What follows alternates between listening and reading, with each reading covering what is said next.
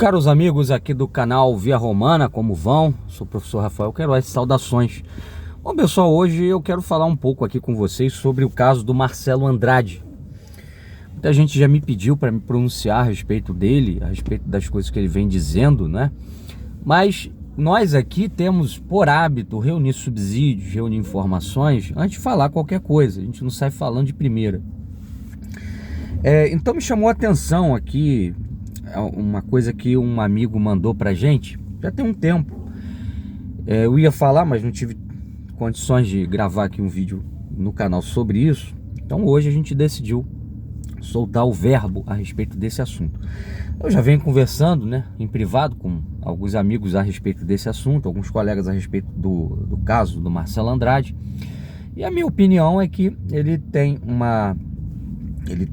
tomado, né, uma postura de tentar uma síntese entre catolicismo e liberalismo, né? Que ele não chama de síntese católica liberal, obviamente, né? Ele chama de síntese entre uma posição capitalista e uma posição católica. Tanto que nesse vídeo aqui ele vai falar de capitalismo católico, né? Como sendo o capitalismo teria existido na Idade Média. Obviamente isso nunca existiu, né? Na Idade Média não existia capitalismo. Na Idade Média os sistemas econômicos que existiram foram o feudalismo, né, cuja base era a terra, né, era o senhorio feudal, e depois, no final da Idade Média, começa a surgir um sistema mercantil, um sistema de comércio e artesanato, mas sob um modelo de mercado fechado. Não havia livre mercado, tampouco a separação entre capital e trabalho, que é característico do capitalismo, tá?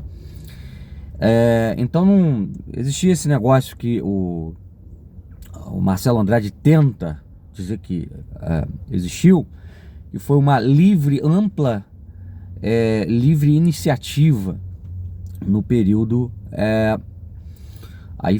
medieval, mesmo no final da Idade Média, com a explosão do comércio em muitas cidades, tá? Eu vou aqui para vocês, reproduzir para vocês, melhor dizendo, o vídeo esse corte aqui desse vídeo do Marcelo Andrade, e depois vou trazer alguns apontamentos, também algumas coisas que são indicadas por João 23, tá?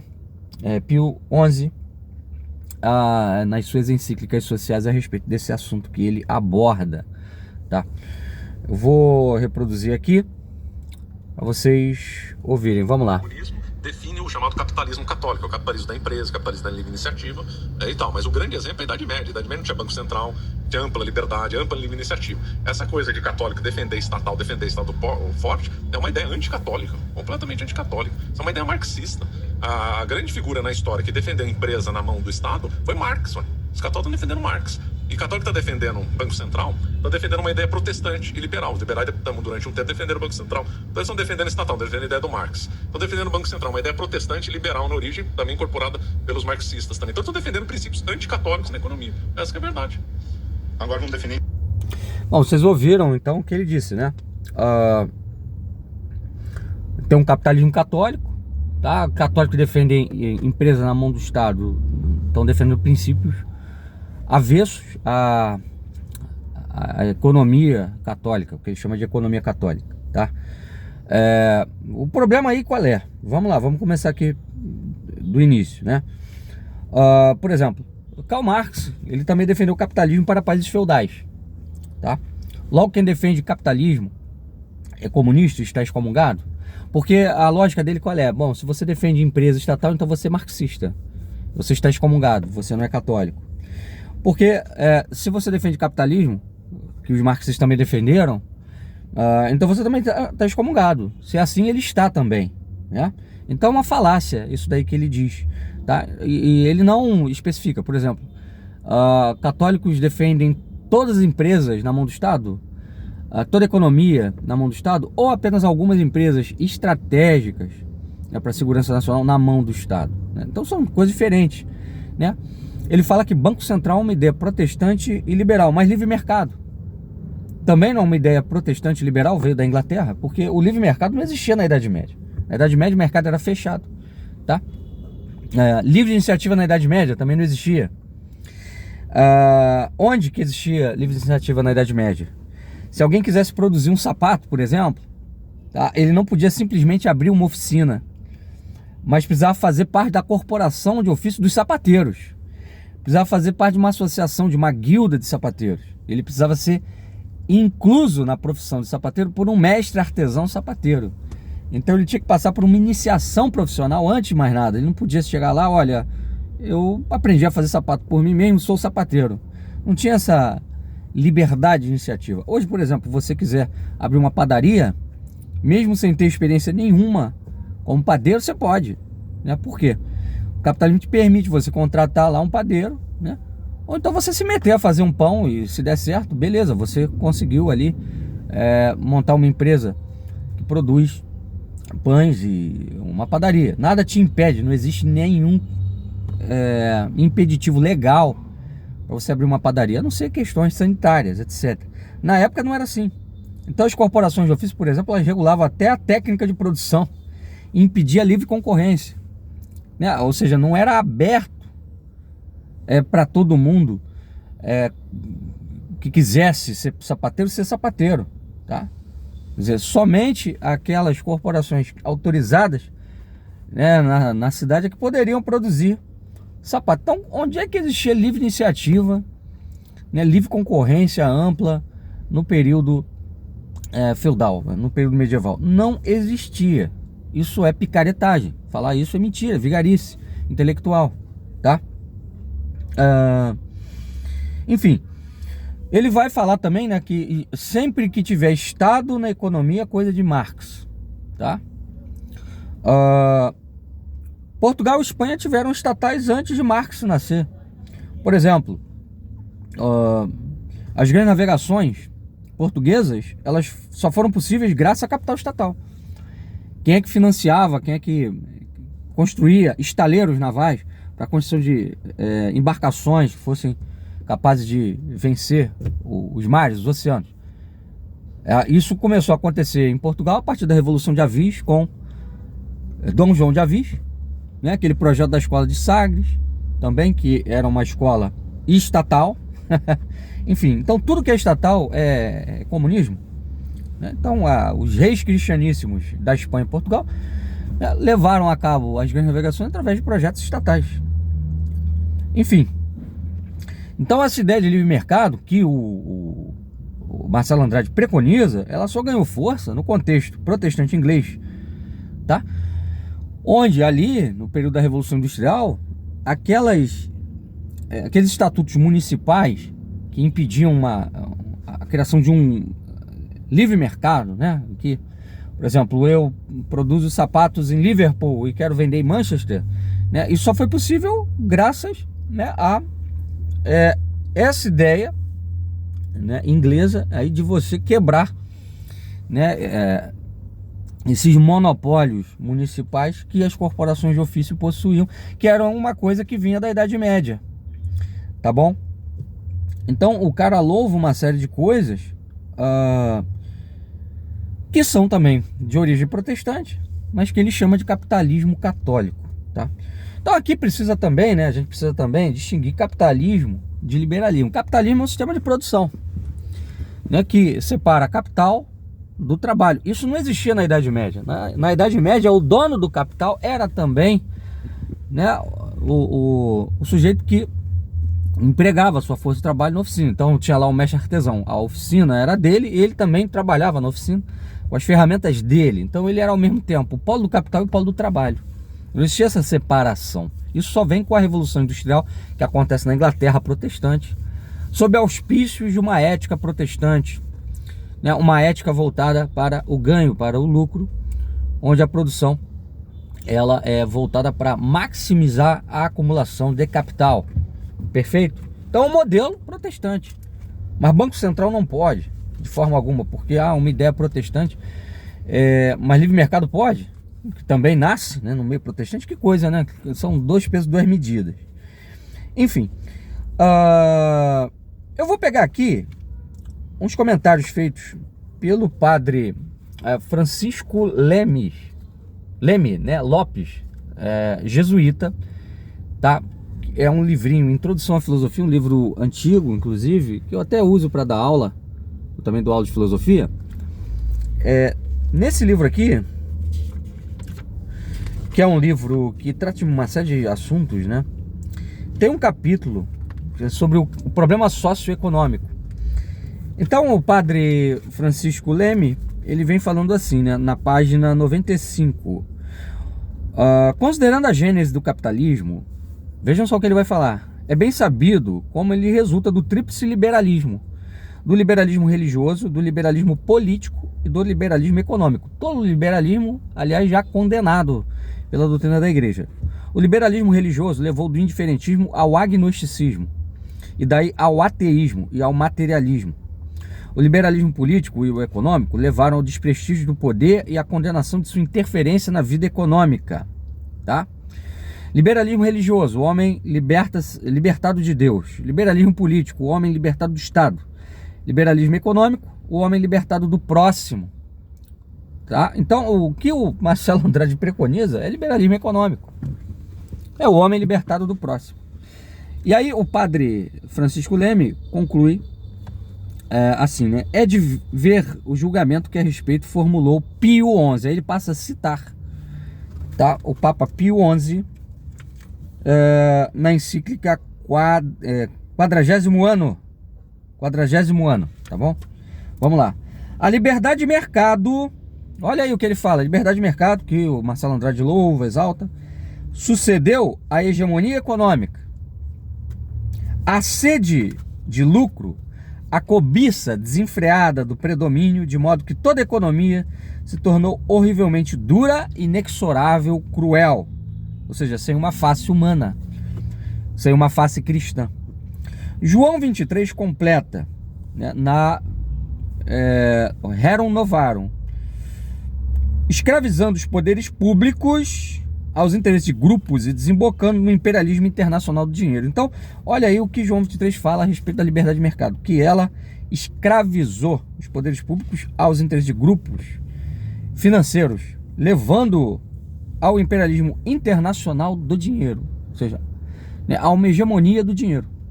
Ora, tem uma passagem da Bíblia que diz, né, São Paulo apóstolo, o amor ao dinheiro é a raiz de todos os males. Parece que esse pessoal esqueceu disso, né?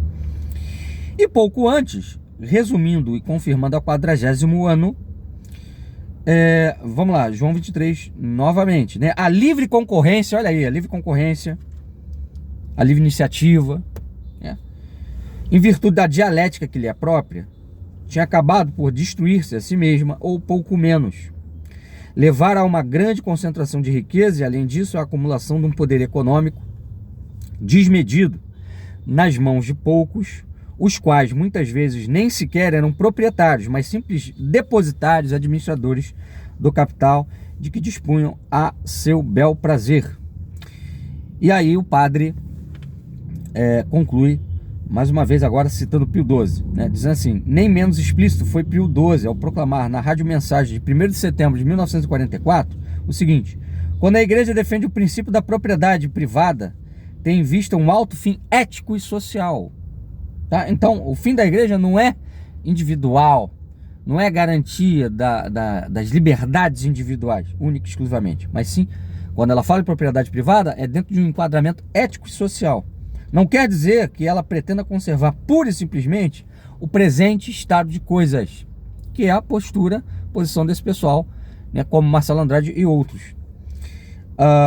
Como se nele visse a expressão da vontade divina, nem proteger por princípio o rico e o plutocrata contra o pobre e o proletário. A igreja pretende conseguir que a instituição da propriedade particular venha a ser o que deve, né, conforme o desígnio da sabedoria divina e as disposições da natureza. O que Pio XII quer dizer? Que a propriedade privada no capitalismo não é o que deveria ser. Que esse instituto dentro do capitalismo não é o que deveria ser. E aí eu não vejo da parte desse pessoal uma crítica a isso, né? Eles endossam a ideia de propriedade privada dentro de um enquadramento capitalista, liberal, e que o proprietário tem quase que direitos absolutos, se não absolutos. Eu me lembro que na época da pandemia teve uma senhora, eu não vou citar aqui o nome, que é ligada a esse núcleo de onde veio o Marcelo Andrade, o pessoal da Monfort, em que pese tem muita coisa boa no Instituto Monfort, mas é uma senhora que disse o seguinte na época, né? Tem inclusive um amigo nosso, César Maciel, que foi testemunha disso daí, né? Foi uma discussão que tivemos no Facebook. O Congresso estava discutindo uma prorrogação do estado de emergência, saúde pública e tal, que permitiria as pessoas que estavam com aluguel atrasado, né, jogarem para frente o pagamento desse aluguel. E aí ela, olha, isso é uma lei, é uma medida comunista, porque prejudica a propriedade privada. Quer dizer, tudo que enquadra, né, a propriedade privada dentro de certos critérios éticos, sociais, é considerado por esse pessoal comunismo. É uma coisa impressionante. É uma coisa impressionante. Quer dizer, então a própria doutrina social da igreja, será que ela não é comunista também não? Né? Porque os papas, eles falam da necessidade, né, do Estado, obviamente guiado por princípios cristãos, intervir na economia para, né, remediar essa escravização da sociedade aos poderes financeiros, a esse imperialismo internacional do dinheiro, né? Citado por João 23. A esses males que a livre concorrência, a livre iniciativa, sem um enquadramento ético, geram. Porque assim, a iniciativa deve ser livre? Sim, tá, mas a liberdade, ela tem de ser ordenada.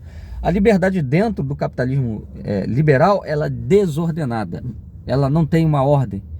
Ela é anárquica, tá? Então não existem critérios, quer dizer, qualquer um pode produzir qualquer coisa e não há uma proteção, por exemplo, à produção local, gerando inclusive perda de empregos, como foi o que aconteceu no período ali da transição para a Revolução Industrial, né?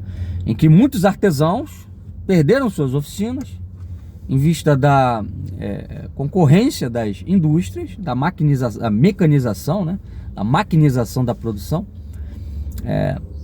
se é que vocês me entendem, e consequentemente foram proletarizados, né, concentrando a propriedade na mão de poucos. Consequentemente,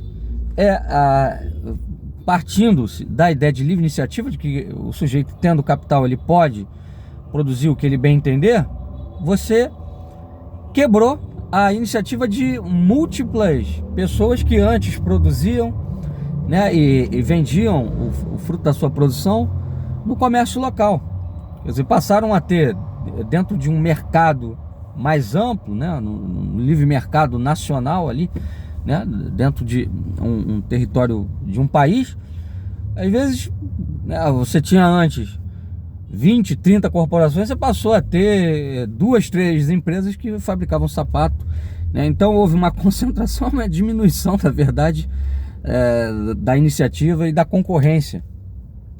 Então isso tudo daí, né, eu acho que está muito claro, né, que isso tudo daí que o Marcelo Andrade fala não passa de falácia, não passa de vigarice, não tem fundamento nenhum, né, no ensinamento da doutrina social, nem nas lições que a história nos deixa, né, tampouco esses conceitos que ele traz, capitalismo medieval, isso não existe, capitalismo católico, isso não existe, tá? O que existe é um capitalismo que hoje, né, desde ali os albores da Revolução Industrial, é liberal. E é liberal por quê? Porque ele compreende, ele assimilou, né, nesse sistema produtivo que separa capital do trabalho, a ideia da lei de oferta e procura. Então é essa lei que determina quase que absolutamente o preço. É um outro ponto que esse pessoal também não adentra, né? O preço no período medieval não podia ser determinado apenas por oferta e procura. Santo Tomás diz que o preço de mercado nem sempre é o preço justo, tá? E então existe dentro da tradição católica a noção de preço justo, que os capitalistas liberais não admitem. Para eles, o único preço que é legítimo é aquele estabelecido pelo mercado. Porém, muitas vezes o preço de mercado é injusto, por N razões. Isso aí a gente pode depois explicar melhor num outro vídeo. Mas era isso que eu tinha a dizer, pessoal. Espero que tenha esclarecido um pouco a questão aqui para vocês, tá? Um abraço, fiquem com Deus, até a próxima. Eu vou deixar aí para vocês o Pix do canal, querendo ajudar. Fiquem à vontade, a gente tá aqui justamente para seguir esse trabalho e poder fazê-lo com liberdade, no sentido autêntico do termo, ou seja, sem ter que pedir patrocínio de grupo A, grupo B, e aí a gente ficar com a nossa fala tolhida, né, e não podendo dizer a verdade dos fatos, a verdade das coisas, né? Nada melhor do que a gente ter essa sã liberdade para dizer o que a doutrina da verdade, que é a doutrina que vem de Nosso Senhor e que passa, né, também pela tradição da igreja, pela tradição apostólica, nos ensina, nos indica. Um abraço, fiquem com Deus, até a próxima.